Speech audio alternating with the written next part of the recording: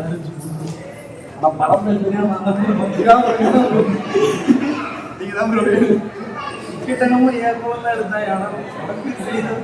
படம் பேரே தெரியாது. படம் பேர் தெரியாமல் என் மொபைலில் தான் புக் பண்ணிட்டு இருக்காங்க. சரி சரி பார்த்துருக்கீங்களா படம் எப்படி இருந்துச்சு? என்ன மாதிரி இருந்துச்சு? ஆக்சுவலாக டைமில் தான் இருக்கும் அப்படின்னு நினைச்சேன்.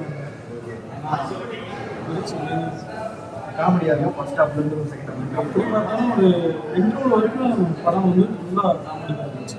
அப்புறம் கரெக்டாக ஒரு இன்டர்வல் முடிஞ்சு அந்த ஒரு மணி நேரத்தில் ஒரு 40 நிமிஷம் ஃபீல். அதாவது எப்படின்னா இப்போ லேடிஸ் வந்து இருக்காங்க அப்படின்னா தனியாக இருக்கிற லேடிஸ் வந்து எப்படி இருக்கணும் அப்படின்னு போரிங் இந்த மாதிரி இருக்கு. நல்லா பண்ணா இருந்துச்சு.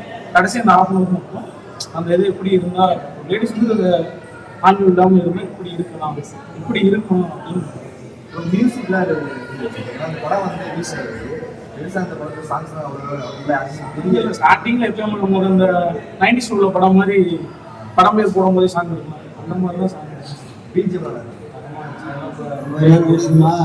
என்ன கண்டிப்பாக கூட ஓடும்.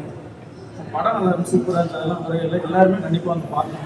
டேரக்டர் பேர் தெரியல, ஏன்னா நம்ம தெரியாமல் தான் நம்ம தேங்க்யூ.